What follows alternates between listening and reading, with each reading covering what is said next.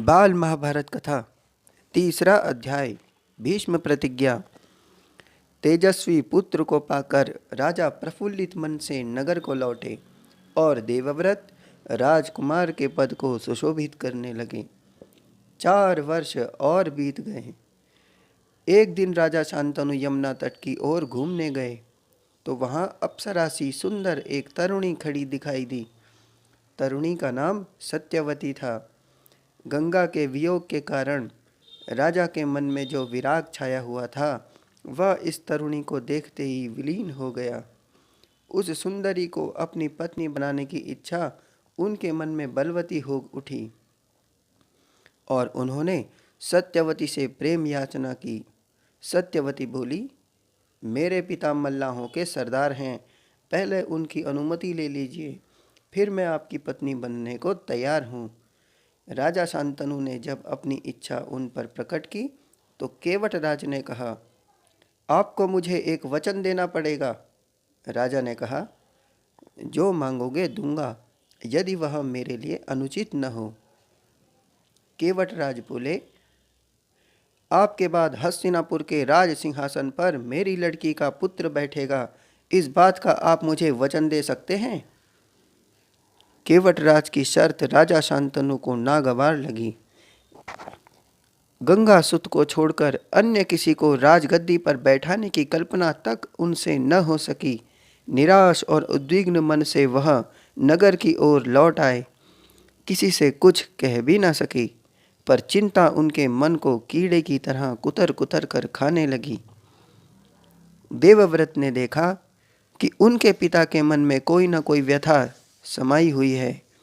एक दिन उसने शांतनु से पूछा, पिताजी, संसार का कोई भी सुख ऐसा नहीं है जो आपको प्राप्त न हो, फिर भी इधर कुछ दिनों से आप दुखी दिखाई दे रहे हैं।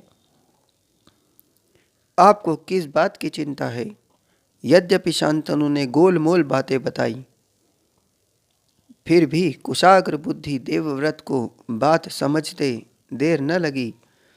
उन्होंने राजा के सारथी से पूछताछ करके उस दिन केवटराज से यमुना नदी के किनारे जो कुछ बातें हुई थी उनका पता लगा लिया। पिताजी के मन की व्यथा जानकर देवव्रत सीधे केवटराज के पास गए और उनसे कहा कि वह अपनी पुत्री सत्यवती का विवाह महाराज शांतनु से कर दे। केवटराज ने वही शर्त दोहराई जो उन्होंने शांतनु के सामने रखी थी।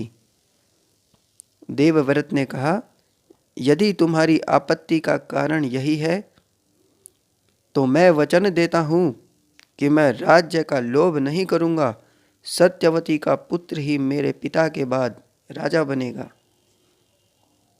केवटराज इससे संतुष्ट न हुए। उन्होंने और दूर की सोची।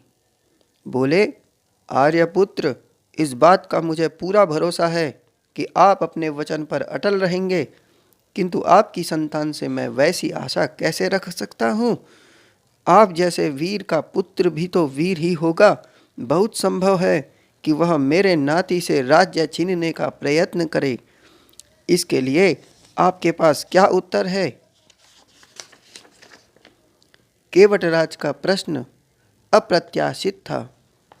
उसे संतुष्ट करने का यही अर्थ हो सकता था कि देवव्रत अपने भविष्य का भी बलिदान कर दें, किंतु पितृभक्त देवव्रत इससे जरा भी विचलित नहीं हुए। गंभीर स्वर में उन्होंने यह कहा, मैं जीवन भर विवाह नहीं करूँगा, आजन्म ब्रह्मचारी रहूँगा, मेरे संतान ही न होगी।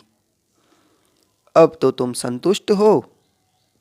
किसी को आशा न थी कि तरुण कुमार ऐसी कठोर प्रतिज्ञा करेंगे। देवव्रत ने भयंकर प्रतिज्ञा की थी, इसलिए उस दिन से उनका नाम ही भीष्म पड़ गया।